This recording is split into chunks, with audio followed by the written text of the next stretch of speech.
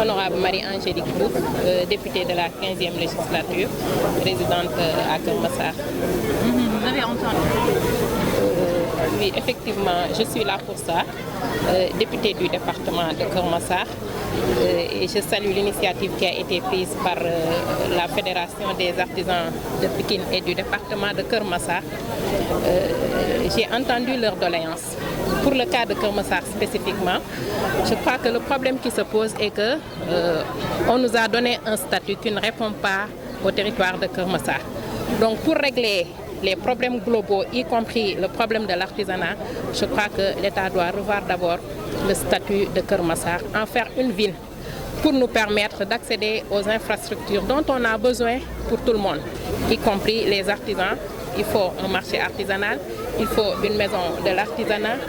il nous faut même une maison, une chambre de commerce, là où l'artisan peut se retrouver, les artisans peuvent se retrouver pour échanger, pour travailler et pour collaborer. Le premier combat à porter au niveau du département de Keur Massar, c'est d'abord le changement du statut et permettre à chaque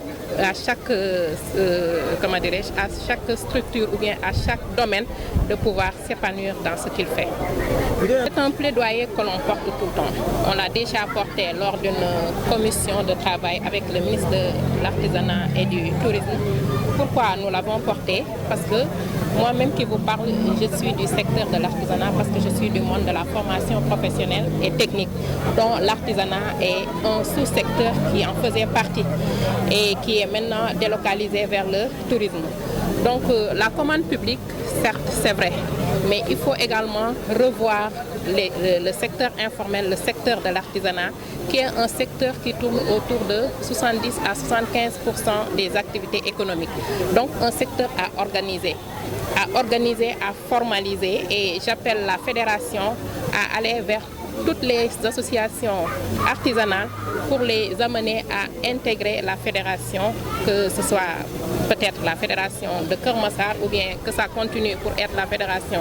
du département de Pikine et de Keur Massar. Ça va nous permettre d'avoir un seul interlocuteur avec qui on peut échanger pour pouvoir porter leurs doléances. Maintenant, sur la commande publique, certes c'est bon, mais ce que l'État doit faire, et le régime actuel en a travaillé avant qu'on arrive au pouvoir, c'est d'abord d'amener les artisans à pouvoir mettre sur le marché des produits compétitifs. Et pour ça, ils doivent être accompagnés dans le raffinement de ces produits-là pour leur permettre de pouvoir vendre du contenu local. Et amener également l'État à équilibrer un peu les importations pour faciliter l'accès des Sénégalais aux produits locaux. Donc ça, c'est un combat que nous avons porté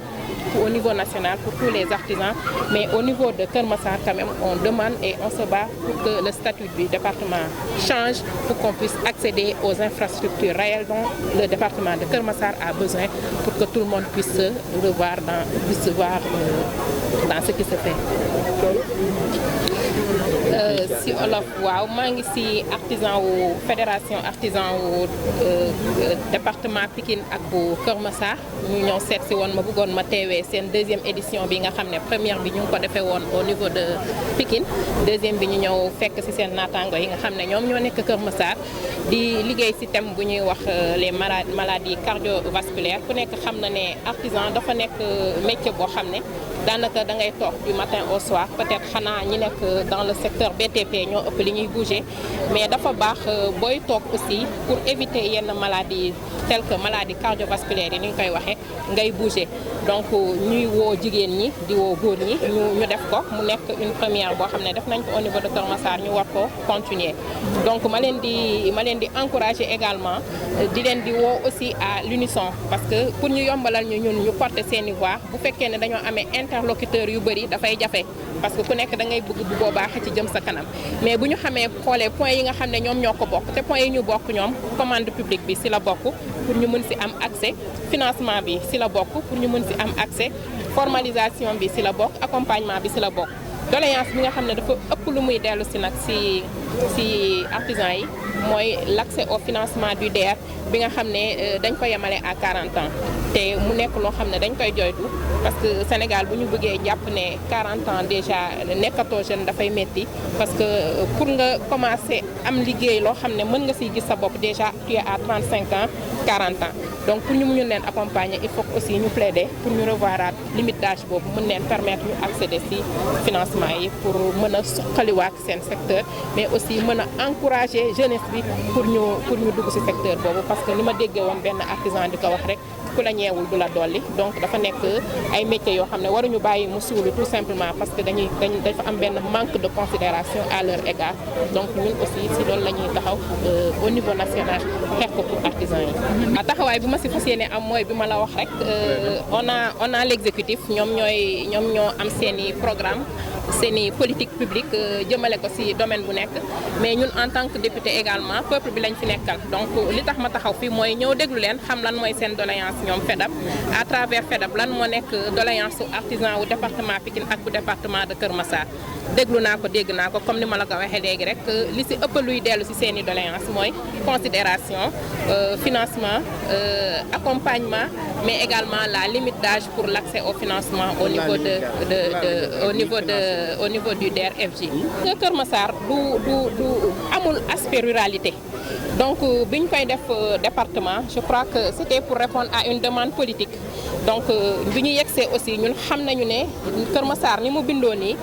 xool Guédiawaye ni mu bindoo xool la ville de Rufisque ni mu bindoo Kër Massar mënul ñëw nekk département donc boo xoolee l'exemple de Rufisque a un conseil départemental parce que dafa am benn aspect ruralité bu fa nekk ñu féetale leen conseil départemental mais il y a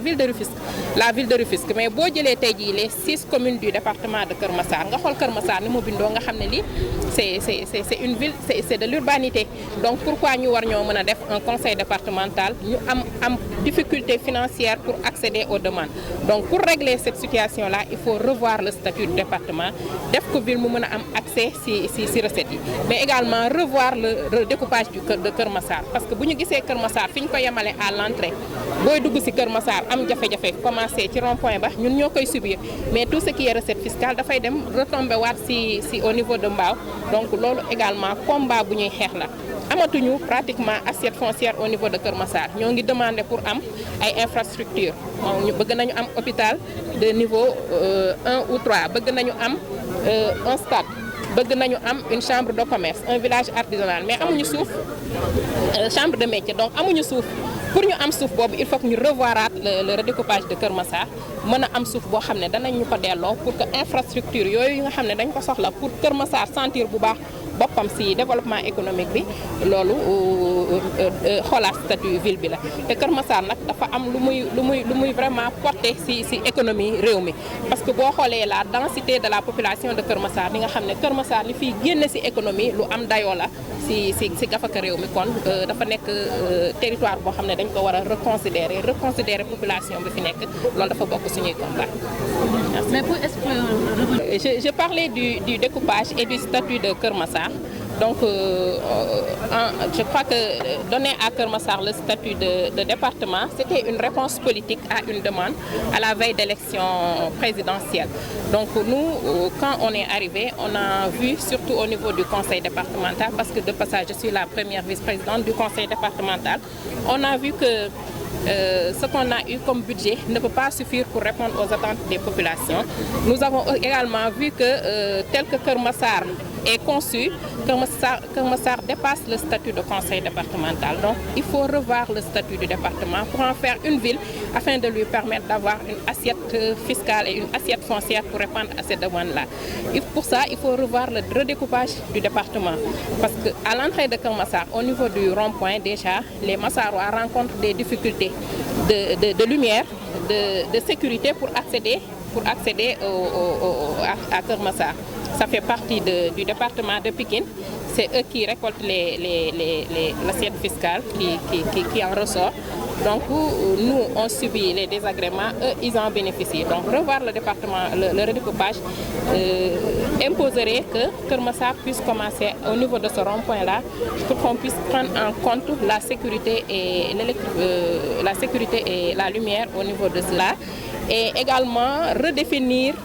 du côté de Bambilor, Tivaouane Peulh, pour nous permettre d'avoir accès à une assiette foncière qui pourrait répondre aux infrastructures dont on fait la demande. Merci beaucoup.